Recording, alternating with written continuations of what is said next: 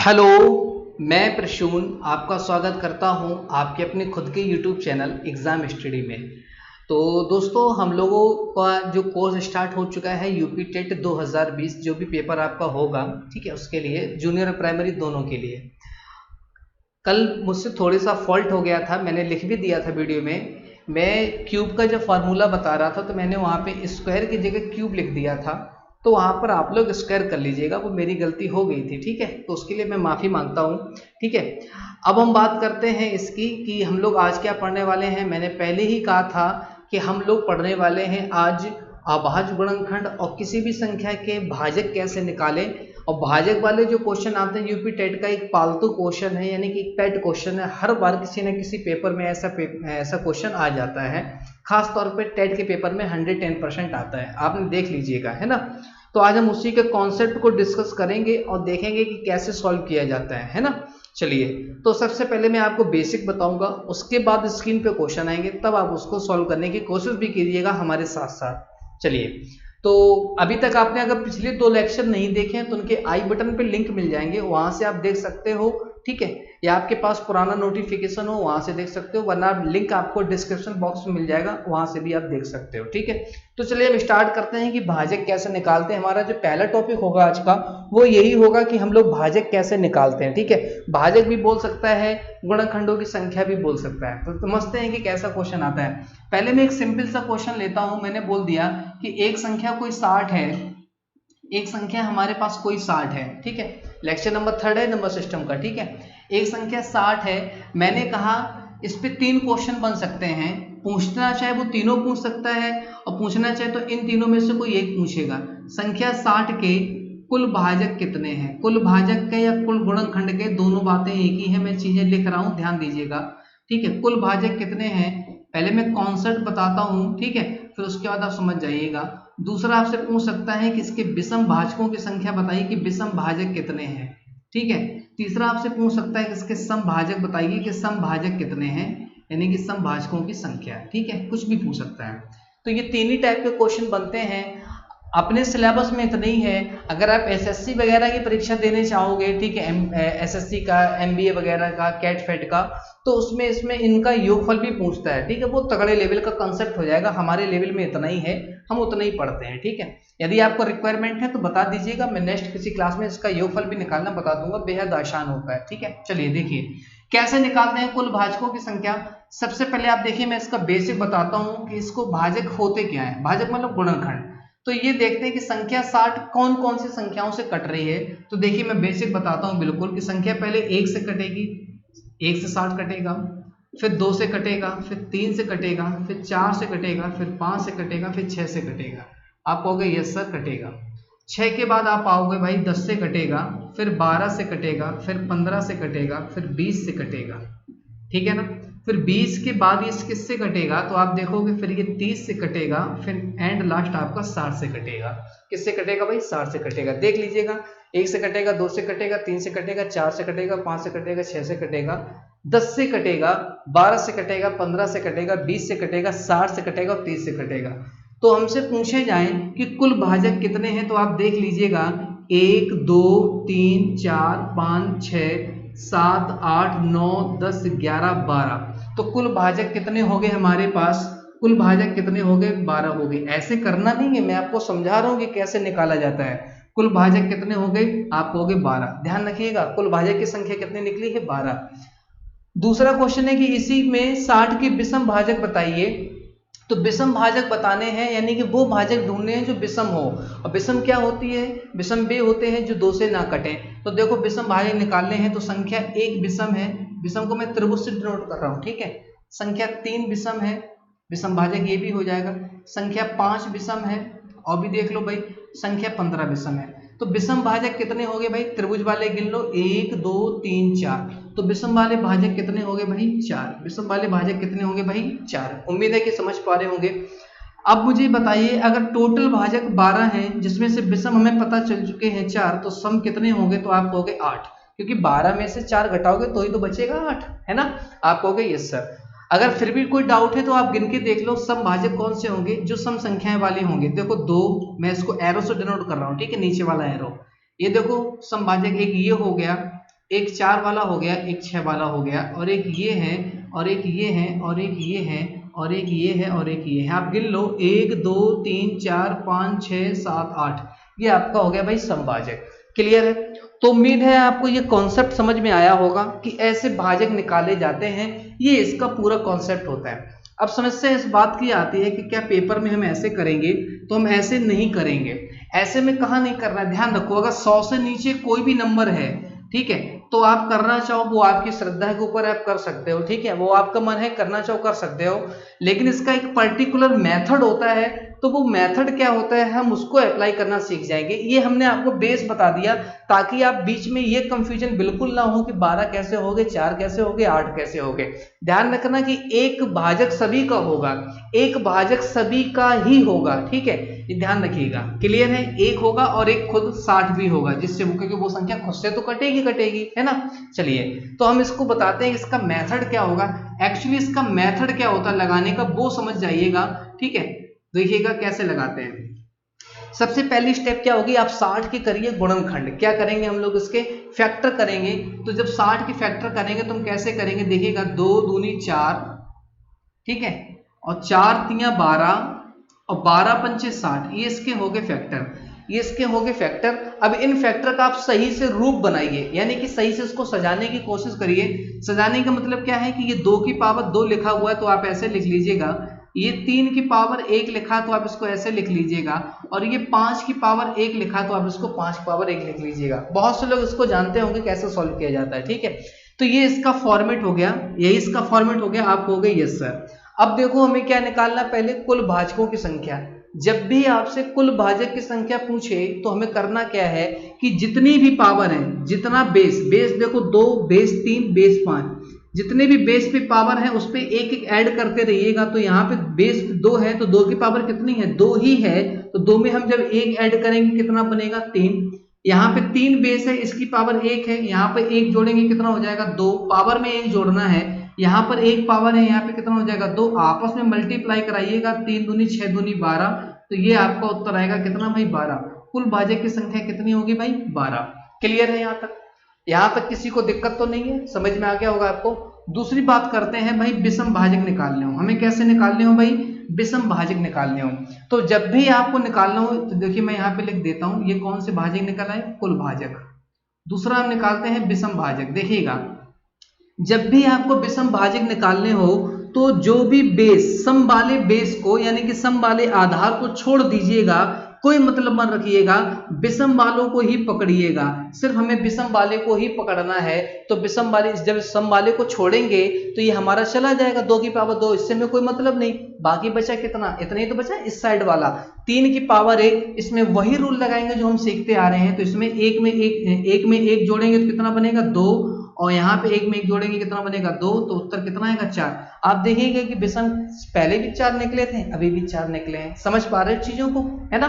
चलिए भाई, अगर मुझे सम वाले निकालने हो, निकालने का तरीका बता रहा हूं, वरना अगर मान लो सम पूछा जाता तो हम कर लेते हैं, 12 में से 4 घटाएंगे तो 8 निकल आएंगे, कोई दिक्कत नहीं। देखो वीडियो छोटा होगा, देख लीजिएगा, ठीक है। 20 मिनट में आप दोनों टॉपिक सीख जाएंगे, अच्छे से कभी नहीं भूलोगे, ठीक है।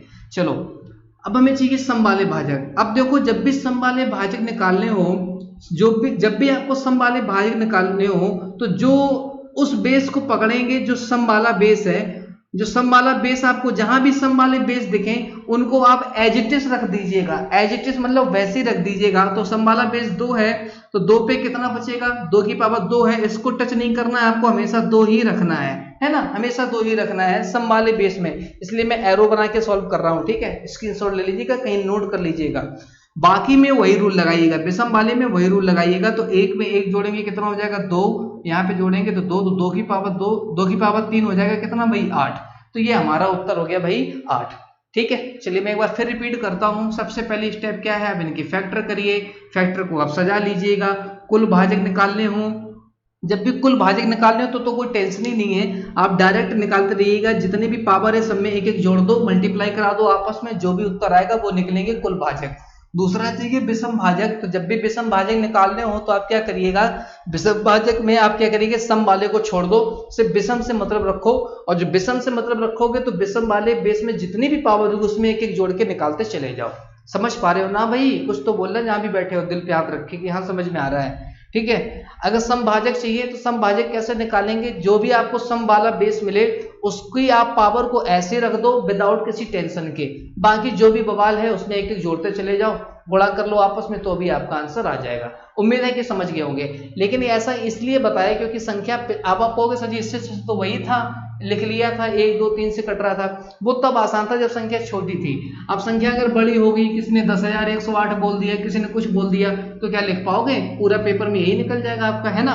तो आप क्या करोगे, उसके फैक्टर करना सीख जाओगे आप लोग। क्लियर हो चुका होगा, बेस आपका क्लियर हो चुका होगा। ठीक है, चलिए अब हम आते हैं अपने क्वेश्चंस पे जो विभिन्न परीक्षाओं में पूछे गए हैं। पहला क्वेश्चन आपके सामने दिख रहा होगा, ठीक है, मुस्कुराता हुआ क्वेश्चन कहता है कि संख्या 620 के भाजकों की संख्या बतानी है, कुल भाजकों की संख्या। तो संख्या हमारे पास कितनी है भाई? 620। संख्या कितनी है? 620। हमारा पहला टारगेट यही है कि हम उसके फैक्टर करेंगे, तो फैक्टर भी बड़ी स्टाइल में किया करें, यानी कि जल्दी करा करें। तो 31 दूनी 62 होता है, 31 दूनी 62, 62 दसावन 210, 620, यानी कि 620 हो गया। 31 तो आवाज संख्या है, किसी से कटेगी नहीं, तो हम 31 को ऐसे ही लिख देंगे, 2 ऐसे ही लिख लेंगे। 10 के फैक्टर और हो रहे हैं 2 गुणे 5। अब यार हमें इसको क्या करना है, सॉल्व करना है। तो ये कितना लिखा हुआ? 2 की पावर 2, सजाना है अच्छी तरीके से, ठीक है। 2 की पावर 2 मल्टीप्लाई 5 की पावर 1, क्योंकि 5 पे कितना है? 1 की पावर है, और 31 की पावर 1, और 31 की पावर 1। हमें कुल भाजक चाहिए, तो पावर में 1 जोड़ेंगे तो कितना हो जाएगा? 3। यहाँ में पावर में 1 जोड़ेंगे कितना हो जाएगा? 2। मल्टीप्लाई का चिन्ह लगाते रहेंगे, यहाँ पे 1 जोड़ेंगे कितना हो जाएगा? 2। 3 दूनी 6 दूनी 12। तो हमारे पास जो उत्तर आएगा वो कितना आएगा भाई? 12। हमारे पास जो उत्तर आएगा वो कितना आएगा भाई? 12, यानी कि 12 आपका राइट आंसर हो जाएगा। ऑप्शन चेक करिएगा, आगे बढ़िएगा, 1 नंबर आपका पक्का हो गया भाई अगर पूछा जाए तो। चलिए क्वेश्चन नंबर 2 पे आ जाओ, इसी बेस पे, है ना?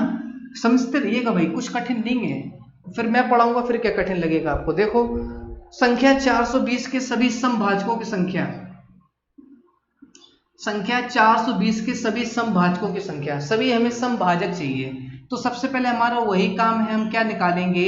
हम लोग पहले निकालेंगे क्या? फैक्टर करेंगे। देखो तो क्या होता है फैक्टर? 20 गुणे 21, ऐसे लिख लिया करो, ठीक है।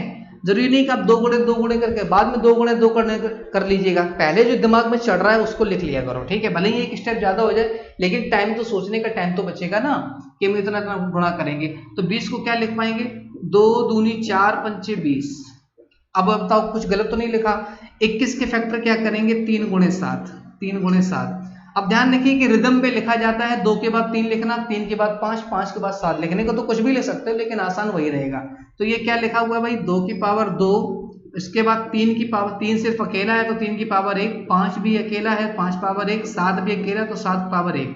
अब क्वेश्चन को पढ़ते हैं। क्वेश्चन क्या कह रहा है? सभी समभाजकों की संख्या, हमें समभाजक चाहिए। तो मैंने बोला था जब भी आपको समभाजक चाहिए तो जो भी सम वाला बेस है उसकी पावर को आप ऐसे ही रख दो विदाउट टच किए, मल्टीप्लाई लगाओ, बाकी में वही रूल है, जोड़ते चले जाओ। तो 1 में 1 जोड़ेंगे 2, 1 में 1 जोड़ेंगे तो 2, 1 में 1 जोड़ेंगे तो 2। तो देखो 2 की पावर 4, यानी कि आंसर कितना भाई? 16। आंसर कितना आएगा भाई? 16। 16 टिक करो, यानी कि option number C is correct, आपका बिल्कुल हो जाएगा। उम्मीद है कि आप समझ गए होंगे, क्वेश्चन में कोई दिक्कत तो नहीं है। वीडियो पसंद आए तो लाइक कर देना, है ना? मैं काफी देर बाद बोला, इस चीज को पहले बोलना चाहिए।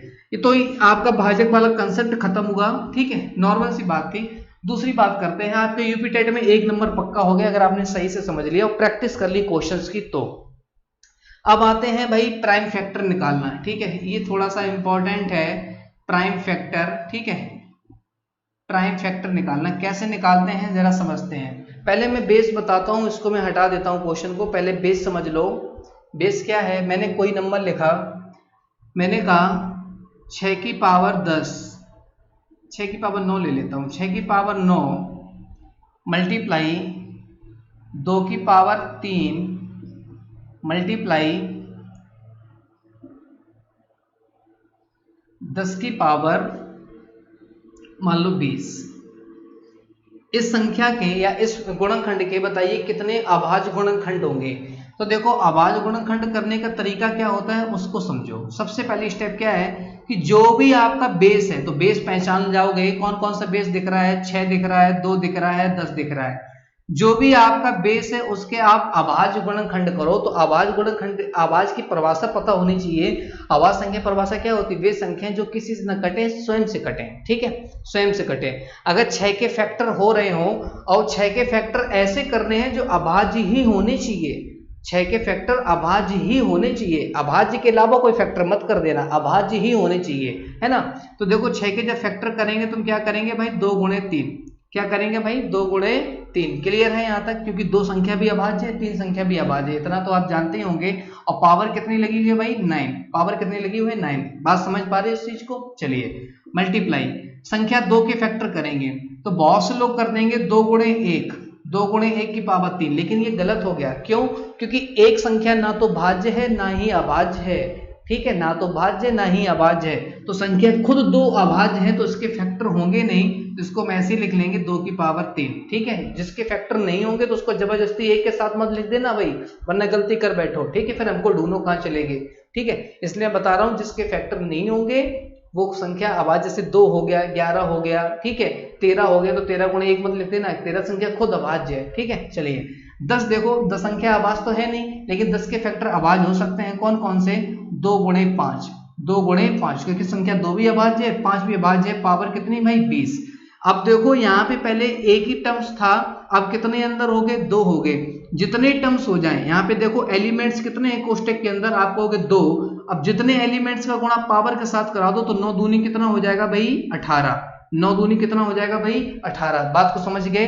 प्लस का चिन्ह लगाओ। यहाँ पे तो सिंगल एलिमेंट्स है तो 3 एकम 3 ही रहेगा। ठीक है, 3 एकम 3 ही रहेगा, प्लस लगाओ। यहाँ पे एलिमेंट देखो कितने हैं भाई? 2 एलिमेंट हैं, तो 20 दूनी कितना हो जाएगा? 40। ऐसा मत करना कि 20 का गुणा यहाँ कराया, ये नहीं मैंने कराया। ठीक है, ये नहीं करा मैंने। एलिमेंट्स यानी कि तत्व कितने हैं कोष्टक के अंदर? 2 हैं, तो 20 दूनी 40 कराया। अगर 3 होते तो 20 3 60 करा देते। फिलहाल यहाँ पे 2 थे, इसको जोड़ लो। 18 और 3 कितना होता है भाई? 21 होता है। तो 40 में हम 21 जोड़ेंगे तो 1 और 4 तो 6, यानी कि इसके 61 फैक्टर जो होंगे वो संभव होंगे। ठीक है, 61 factor are possible in this expression. ठीक है भाई, समझ में आया? देखिए इंग्लिश कितनी अच्छी थी मेरी। ये सवाल का राइट आंसर हो गया। चलो अगले पे आते हैं। देखो ठीक है, अब क्वेश्चन पे आते हैं, जो भी क्वेश्चन कह रहा है, और आपके सारे डाउट्स क्लियर हो जाएंगे। प्राइम फैक्टर बड़ा आसान होता है, ध्यान रखिएगा। ठीक है, चलिए यहाँ पे सुपर टेट में आ सकता है। ठीक है, देखो अगला क्वेश्चन क्या है? 2 की पावर 20, 2 की पावर 20 मल्टीप्लाई 5 की पावर 10 मल्टीप्लाई 8 की पावर 4। इसको सॉल्व करना है। बताइए कितने प्राइम फैक्टर होंगे? तो संख्या 2 तो अभाज्य संख्या है, इसके फैक्टर होंगे नहीं, तो इसको हम ऐसे लिख पाएंगे क्या? 2 की पावर 20। ठीक है, ऐसे लिख लो। संख्या 5 खुद अभाज्य संख्या है, तो इसको नहीं फैक्टर कर सकते, तो 5 की पावर 10 ही रहेगा। 8 को देखो, 8 को क्या लिख पाएंगे? 8 को लिख पाएंगे 2 गुणे 2 गुणे 2 की पावर 4, है ना, क्योंकि 8 के फैक्टर तो हो रहे हैं भाई। अब फैक्टर तो इसके भी हो सकते हैं 5 गुणे 1, लेकिन हम नहीं कर पाएंगे, हमें बाउंडेशन है। क्यों? क्योंकि एक संख्या ना तो भाज्य है ना ही अभाज्य है ना। समझ गए आप लोग? होशियार लोग हैं भाई आप लोग। तो ये देखो यहाँ पे कितना हो जाएगा? फैक्टर 20 ही रहेगा, प्लस लगाएंगे। यहाँ पे कितना हो जाएगा? 10 हो जाएगा। यहाँ पे देखेंगे तत्व तो कितने हैं? एलिमेंट 3 है, तो 4 3 कितना हो जाएगा भाई? 12। 20 और 10 कितना होता है? 30, और 30 12 हम जोड़ेंगे तो उत्तर कितना आएगा भाई? 42। देखो ऑप्शन से को चेक करो भाई, 42 इज करेक्ट आंसर। ठीक है, ये एसएससी में आया हुआ क्वेश्चन है। क्लियर है? एसएससी में आते हैं क्वेश्चन। ये क्वेश्चन आपके टेट में नहीं आए, लेकिन सुपर टेट में तो आ ही सकता है ना, कोई दिक्कत नहीं है। समझ तो गए आप लोग? तो आज आपके 2 टॉपिक क्लियर हो गए हैं। कल हम लोग सीखेंगे क्या? जीरो कैसे निकालते हैं, जीरो कैसे निकालते हैं, और किसी भी संख्या में भाग देने पर जो संख्याएं प्राप्त होती हैं वो हम कैसे निकालते हैं। सारी चीजों को हम लोग यहाँ पे डिस्कस करेंगे। उम्मीद है कि आपको वीडियो पसंद आया होगा। वीडियो पसंद आता है तो वीडियो को लाइक करें, कमेंट करें, और अपने दोस्तों में वीडियो को शेयर करना ना भूलें। अपने दोस्तों को शेयर करें और बता दें क्लास स्टार्ट हो चुकी है, वीडियो को देखा करें। और लाइव क्लास के लिए थोड़ा सा जागरूक रहें आप लोग। लाइव क्लास के लिए कमेंट करें कि यस सर लाइव क्लास चाहिए, तो ही हम चला पाएंगे। फालतू में मैं अपना भी टाइम वेस्ट करूंगा, आपका भी वेस्ट करूंगा। ठीक है, अगर आप लोग इच्छुक हैं उसके लिए कि वो पेड कोर्स के लिए सुपर टेट और यूपी टेट का कॉम्बो बैच के लिए, तो आप नीचे दिए गए नंबर पे हमसे बात कर लें हमसे। मैं आपको समझा दूंगा कि कौन सा कैसे कैसे पढ़ना है, क्या लेना चाहिए आपको कोर्स, नहीं लेना चाहिए। ठीक है, 599 फीस रखी है, बहुत छोटी फीस में पूरा कंप्लीट मैथमेटिक्स है। एडवांस और प्लस अरिथमेटिक, ठीक है, पूरा कवर किया गया है स्पेशली सुपर टेट और यूपी टेट के लिए। ठीक है, थैंक यू दोस्तों, मिलते हैं नेक्स्ट क्लास में, तब तक के लिए नमस्कार, जय हिंद, थैंक यू।